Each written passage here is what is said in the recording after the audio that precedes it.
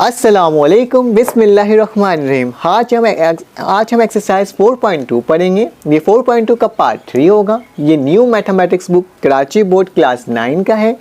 और कराची बोर्ड समझे या सिंध बोर्ड समझे या फिर पाकिस्तान या इंडिया कहीं के भी आप लेक्चर समझें, फैक्टराइज क्या होता है, फैक्टराइज ही होता है, चाहे जहाँ पे भी इसको सॉल्व करवाया जाए। तो ठीक है, तो हम इसको पढ़ते हैं। पार्ट 3 है ये। पार्ट 2 में क्वेश्चन नंबर 4 का मैंने एक क्वेश्चन करवा दिया था, इसलिए मैं इसे 2 से स्टार्ट करूंगा। ठीक है, अगर आपको मेरे पढ़ाने का तरीका अच्छा लगे तो आप प्लीज़ लाइक एंड सब्सक्राइब ज़रूर कीजिएगा ताकि आपको मेरी तमाम वीडियो वक्त पर मिल सके। तो चलें आए इसको सॉल्व करते हैं। बहुत आसान तरीके से सॉल्व करेंगे और बहुत जल्दी जल्दी करेंगे। अगर आपको भी प्रैक्टिस साथ साथ करनी है तो मैं आपको एक सजेशन दूंगा कि आप कॉपी और पेन भी अपने साथ रखें ताकि साथ साथ आप भी सॉल्व करते रहें और मैं भी सॉल्व करते रहूँ। इस तरह से आपका भी नोट्स तैयार हो जाएगा और आप सीख भी जाएंगे और आपका प्रैक्टिस भी हो जाएगा। तो चलें आए, सबसे पहले आपको वो स्टेप्स फॉलो करने हैं जो आपको बोर्ड में अच्छे नंबर हासिल कर सकते हैं, एग्जाम्स में अच्छे नंबर हासिल कर सकते हैं। तो क्या करें, मैं वो तमाम स्टेप्स करवाऊंगा जो आपको बोर्ड में नंबर हासिल करने के लिए ज़रूरी होता है। तो हमारे पास क्या लिखा हुआ है, a² + b² - 2ab - 10।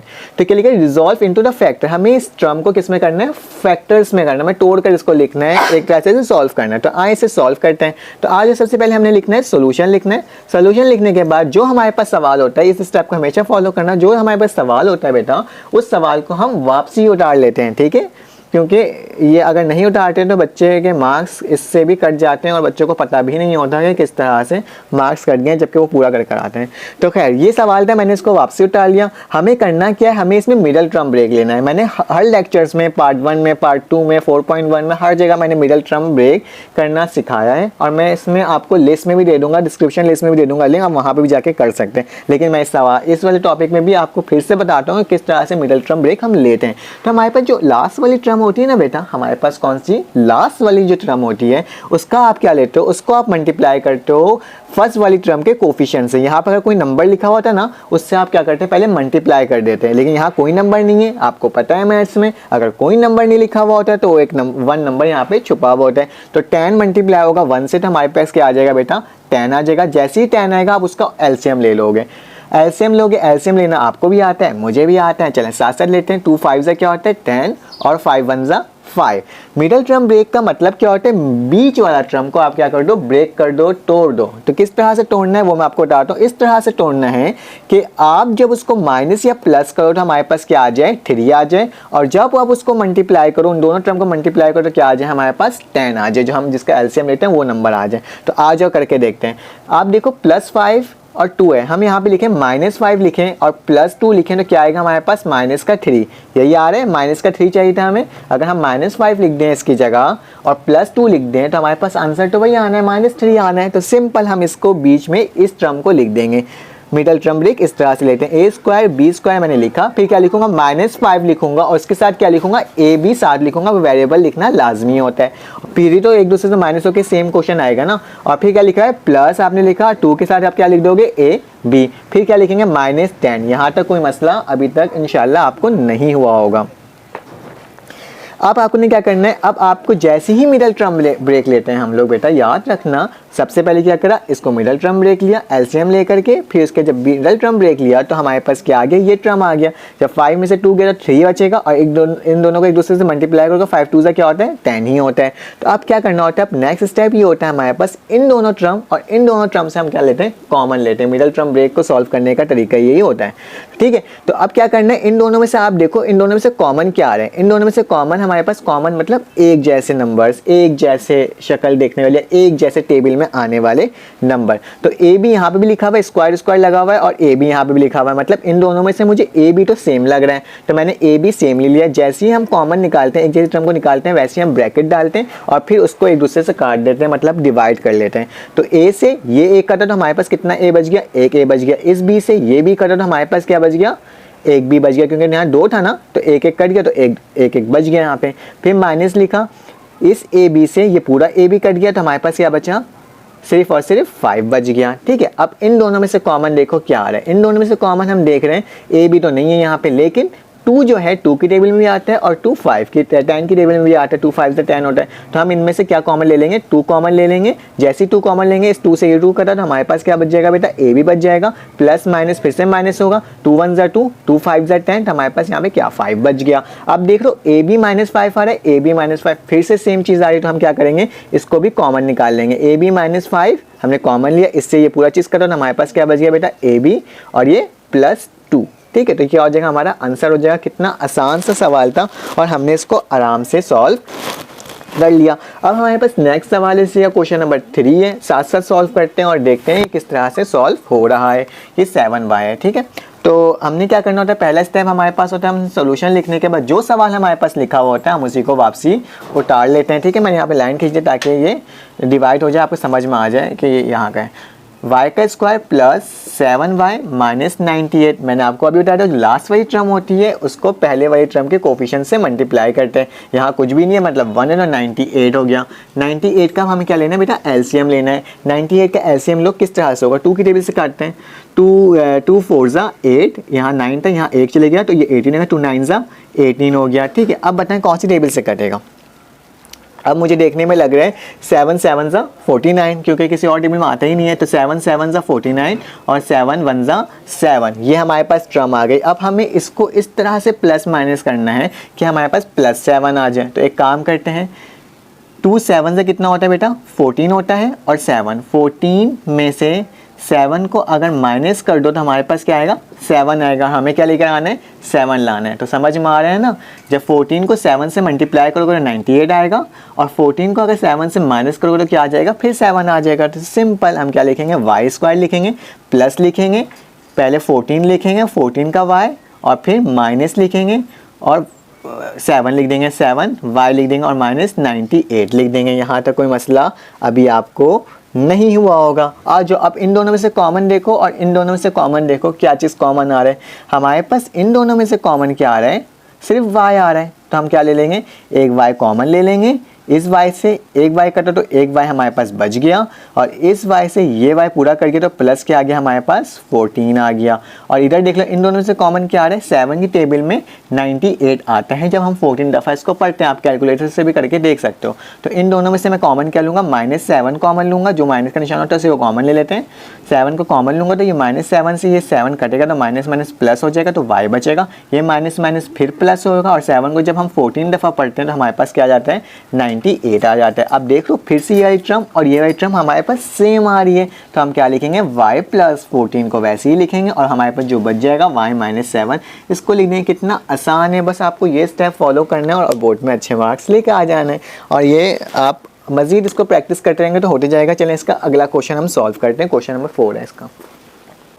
अब हमारे पास क्वेश्चन नंबर 4 आ गया। अब इस क्वेश्चन नंबर 4 को हमें सॉल्व करना है। वही तरीका होगा, सबसे पहले आप बेटा क्या लिखोगे, सोल्यूशन लिखोगे, और सोल्यूशन लिखने के बाद जो सवाल लिखा हुआ होगा उसको वापसी रीराइट कर लोगे, x² y² और z का स्क्वायर प्लस 2xyz और -24। इस 24 को आप किससे मल्टीप्लाई करोगे, इस वाली टर्म से मल्टीप्लाई करोगे। यहाँ पे कोई भी कोफिशिएंट नहीं तो क्या आ जाएगा, 24 1 ज़ा 24 आ जाएगा। 24 का एलसीएम ले लो, 2 1 ज़ा 2, 2 2 ज़ा 4, 2 6 ज़ा 12, 2 3 ज़ा 6 और 3 1 ज़ा 3। अब आपको क्या करना है, कुछ इस तरह से इसको प्लस माइनस करना है कि हमारे पास क्या आ जाए, 2 आ जाए। ठीक है, वापसी 2 आ जाए तो क्या 2 2 ज़ा क्या हो जाएगा 4, 4 2 ज़ा 8।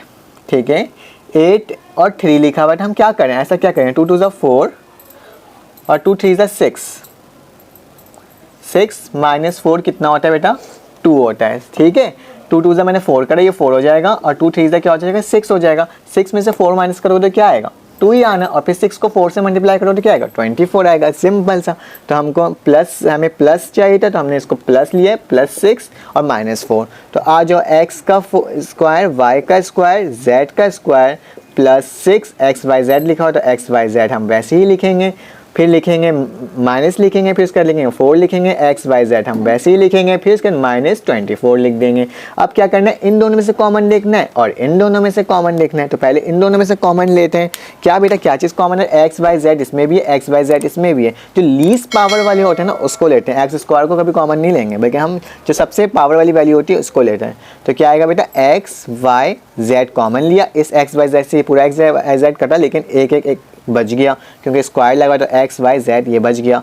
फिर इस वाले एक्स वाई जेड से इस वाई एक्स जेड कटा तो हमारे पास क्या बच गया, 6 बच गया सिर्फ, ठीक है, क्योंकि पूरी टर्म हमारी कट गई। अब इन दोनों में से कॉमन क्या आ रहा है, इन दोनों में से कॉमन हमारे पास आ रहा है -4 कॉमन आया तो क्या हो गया, माइनस माइनस प्लस हो गया और इस 4 से ये 4 कटा तो हमारे पास क्या बचा, एक्स वाई जेड बचा, माइनस माइनस फिर प्लस हो गया। 4 की टेबल कितनी दफ़ा पढ़ोगे, 24 हो जाए, 4 6 जा 24, तो ये आ गया हमारे पास। अब क्या देख रहे हो बेटा, ये दोनों फिर से सेम आ रहे हैं, तो आपने क्या करना है बेटा, इन दोनों को एक दफ़ा कॉमन ले लेना है। क्या आ जाएगा, एक्स वाई जेड प्लस 6, ठीक है, और फिर क्या हो जाएगा, इस टर्म से ये टर्म करो तो हमारे पास जो चीज़ बच जाती है हम डायरेक्टली उसको लिख लेते हैं क्योंकि वो बाकी चीज़ें हमारी कैंसिल आउट हो जाते हैं। कोशिश करना कि बोर्ड के पेपर में से आप स्क्वायर में क्लोज करो ताकि वो एक प्रोमिनेंट हो जाए कि आपने इसका आंसर ले आया हो, ठीक है। अब इसका क्वेश्चन नंबर 5 सॉल्व करते हैं, ठीक है, स्टार्ट करते हैं।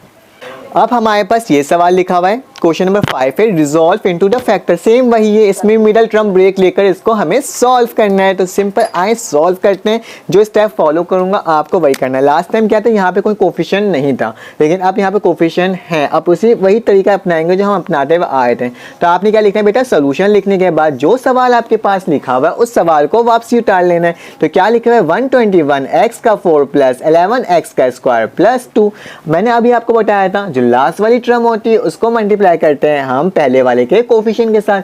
2 को जब 1 to 1 से आप मल्टीप्लाई करोगे तो आपके पास वैल्यू क्या आएगी, 242 वैल्यू आएगी। आप करके देख सकते हो कैलकुलेटर से भी, डायरेक्ट भी करके देख लो। 2 1 2, 2 2 4 और फिर 2 1 2 तो 242 ही आना है। अब आप क्या लोगे बेटा, इसका एलसीएम लोगे। एलसीएम लेने का तरीका क्या होता है, वही सेम जो हम करते हुए हैं, 2 1 2, 2 2 4 और 2 1 2। अब आपको एक ऐसी टेबल पढ़नी है कि आपके पास क्या आ जाए, 1 to 1 हो जाए, 1 to 1 आ जाए। तो आप हमेशा याद रखना 1 to 1 सिर्फ और सिर्फ 11 की टेबल में आती है जब हम 11 को 11 दफ़ा पढ़ते हैं। 11 से क्या होता है, 1 to 1 होता है और 11 की टेबल सिर्फ 11 में ही आती है, ठीक है। तो हमारे पास क्या आ गया, 2 11 और 11 आ गया है। तो अब आपने क्या करना है, इसको इस तरह से ब्रेक करना है, इस तरह से ब्रेक करना है कि आपके पास क्या आ जाए, आपके पास आ जाए 11 आ जाए। चलो कर कर देखते हैं। 2 11 से कितना होता है, 2 11 से हमारे पास होता है 22, ठीक है, 22 होता है। और आपने क्या करना है, उसमें से अगर 11 को माइनस कर दें, कर दिया माइनस, तो हमारे पास क्या आ जाएगा, हमें प्लस का 11 चाहिए ना। 22 में से -11 करेंगे तो हमारे पास क्या आएगा, 11 आ जाएगा। अब देखते हैं क्या इसका फैक्टराइजेशन हो रही है कि नहीं हो रही। चलो देखते हैं, चेक कर लेते हैं। एक काम करते हैं, क्या लिखा हमारे पास, 22 और -11 है, ठीक है। 22 -11 तो 1 to 1 लिखा हमने, x का 4 लिखा, प्लस लिखा। अब आपके पास क्या है, 22 लिखा आपने और उसके साथ x का स्क्वायर लिखा, ठीक है। फिर इसके बाद क्या लिखेंगे, -11 लिखेंगे आप, फिर उसके ऊपर क्या लिखेंगे, स्क्वायर लिखेंगे, +2 लिखेंगे। यहाँ तक कोई मसला अभी तक नहीं हुआ होगा, लेकिन आप एक चीज़ नोट कर रहे हो। चलो एक चीज़ आप नोट नहीं कर रहे, चलो मैं करके दिखाता हूँ। इन दोनों में से कॉमन क्या आ रहा है, इन दोनों में से कॉमन हमारे पास आ रहा है 11 ही आ रहा है, क्योंकि 11 के टेबल में 22 भी आता है और 11 के टेबल में क्या आता है, 1 to 1 भी आता था। मैंने इसमें से 11 कॉमन ले लिया। 11 को कितनी दफ़ा पढ़ने से आता है, 11 और x भी कॉमन आएगा ना, x स्क्वायर और x, तो x स्क्वायर को हमने कॉमन ले लिया। तो आप क्या पढ़ो, 11 की टेबल कितनी दफ़ा पढ़ोगे तो 121 आ जाए। 11 की टेबल जब 11 दफ़ा पढ़ते हैं ना 121 आ जाता है, और इस x से एक x करता है तो हमारे पास क्या बच गया, x का स्क्वायर बच गया। यहाँ तक कोई मसला अभी तक आपको नहीं हुआ होगा। फिर आपने प्लस लिखा, 11 की टेबल कितनी दफ़ा पढ़ोगे तो हमारे पास 22 आ जाए। 11 2 क्या होता है बेटा, 22 होता है, और ये x स्क्वायर से ये x स्क्वायर कर दिया, ठीक है। यहाँ तक कोई मसला अभी तक आपको नहीं हुई होगी। अब इन दोनों में से देखो, इन दोनों में से कॉमन क्या आ रहा है, इन दोनों में से कॉमन हमारे पास फिलहाल तो कुछ नहीं आ रहा, हमने -1 कॉमन लिया। अब आप देखना एक चीज़ नोट करना, अगर मैंने -1 कॉमन लिया है तो ये माइनस माइनस प्लस हो जाएगा, 11x का स्क्वायर आ जाएगा। लेकिन ये माइनस प्लस क्या हो जाएगा बेटा, फिर माइनस हो जाएगा और ये 2 आ जाएगा। क्या ये दोनों सेम आ रहे हैं, नहीं आ रहे हैं, तो मतलब आपको ये पता चल रहा है कि इसका फैक्टर क्या है, नॉट पॉसिबल। ये बस यहाँ पे आके ख़त्म हो गया, यहाँ पे आके ये आगे सॉल्व हो ही नहीं सकता। तो आप पहले भी लिख सकते हो नॉट पॉसिबल, लेकिन मैंने आपको पूरा करके दिखाने की कोशिश किया ये क्यों पॉसिबल नहीं है, तो ये बता दिया। चलें आए इसका सेकंड क्वेश्चन सॉल्व करते हैं। आज जब हमारे पास सेकंड क्वेश्चन आ गया, क्वेश्चन नंबर 5 का क्वेश्चन नंबर 2 आ गया, इसको सॉल्व करते हैं। आपने क्या लिखना है बेटा, सोल्यूशन लिखना है। इसका तमाम क्वेश्चन मैं इसलिए सॉल्व करवा रहा हूँ ताकि आप साथ साथ नोट भी करते जाओ, तो आपका क्या होगा, इस तरह से नोट्स भी बनते रहेगा और आपको पेपर के वक्त प्रॉब्लम नहीं होगा। तो आपके पास ये सवाल लिखा हुआ है, आपने उसको वापसी उतारना है। 42z का 4 प्लस 50z का स्क्वायर प्लस 8।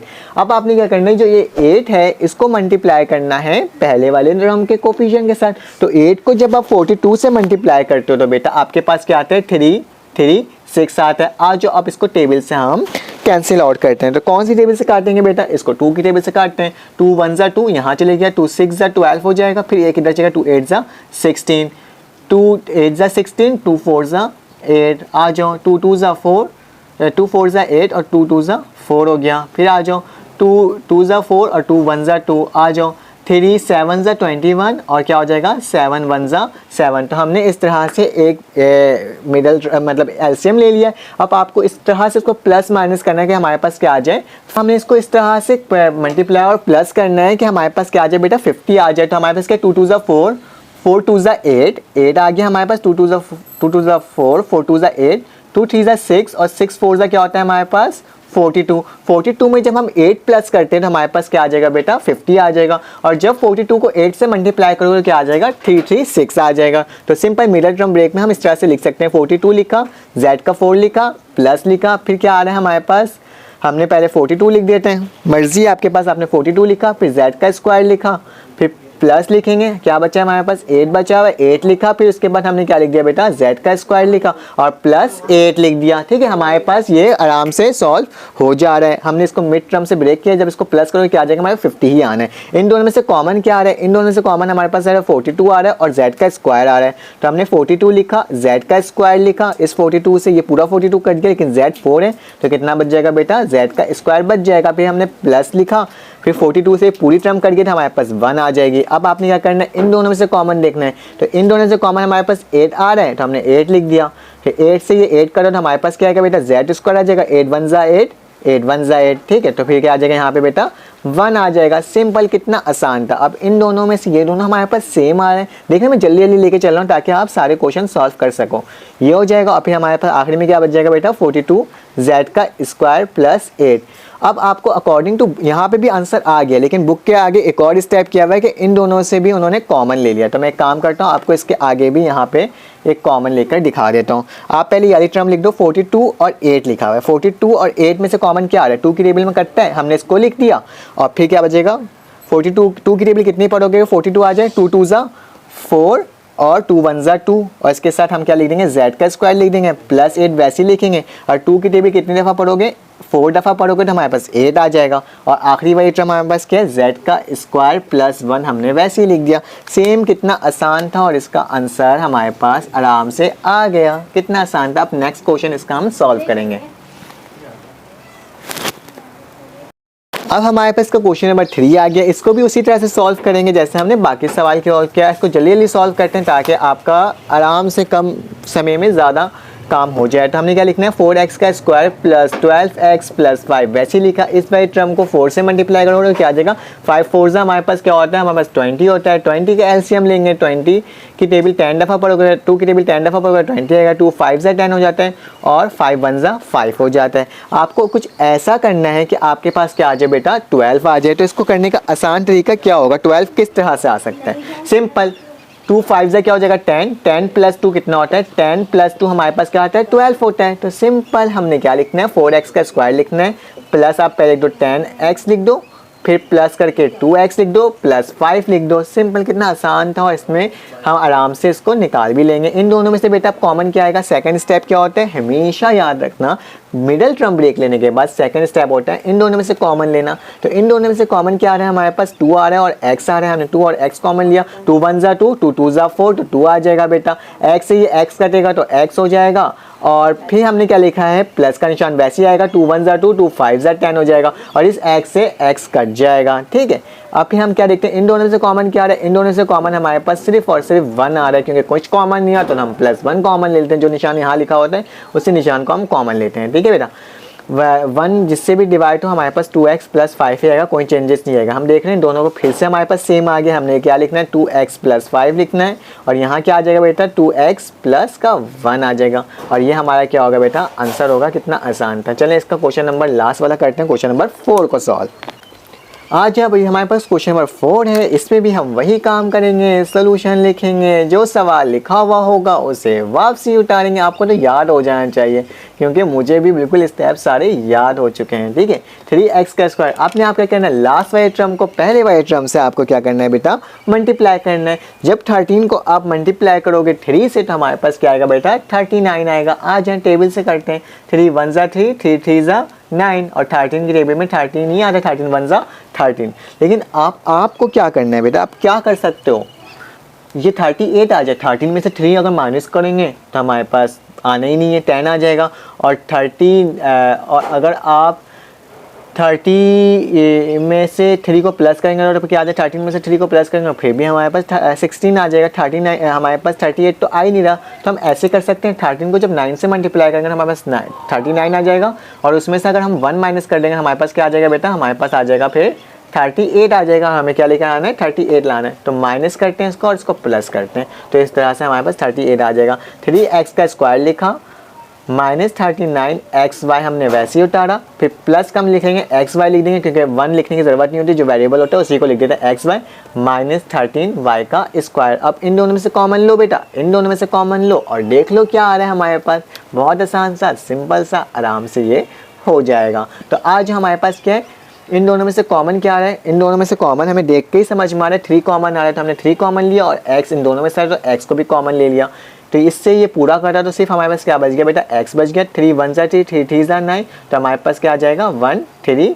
इस x से ये x करता तो हमारे पास y आ जाएगा। प्लस लिखेंगे, इन दोनों में से कॉमन क्या आ रहा है, इन दोनों से कॉमन हमारे पास सिर्फ और सिर्फ प्लस का y कॉमन आ रहा है, y यहाँ पे भी, y यहाँ पे, तो हमने y कॉमन ले लिया तो हमारे पास क्या बचा बेटा, x बचा, y से y कट गया, माइनस y² से एक y² से हमारे पास एक y बचा और 13 वैसे लिखा आ गया। तो अब देख लो ये चीज़ हमारे पास फिर से सेम आ गई, तो हम क्या करेंगे, x - 13y वैसे ही लिखेंगे और हमारे पास जो बच गया 3x + y हम लिख देंगे। ये कितना आसान था और आराम से हमने इसको सॉल्व कर लिया। अब इस एक्सरसाइज का सिर्फ एक क्वेश्चन रह गया, क्वेश्चन नंबर 6 रह गया, उसे मैं नेक्स्ट पार्ट 4 में सॉल्व करवाता हूँ ताकि आपको क्या हो, आप आराम से इसको सॉल्व करने के बाद उसे भी आराम से सॉल्व कर लो। अगर आपको मेरे पढ़ाने का तरीका अच्छा लगा तो आप प्लीज़ लाइक सब्सक्राइब ज़रूर कीजिएगा क्योंकि मुझे इस चीज़ की नीड है। थैंक यू, अल्लाह हाफ़िज़।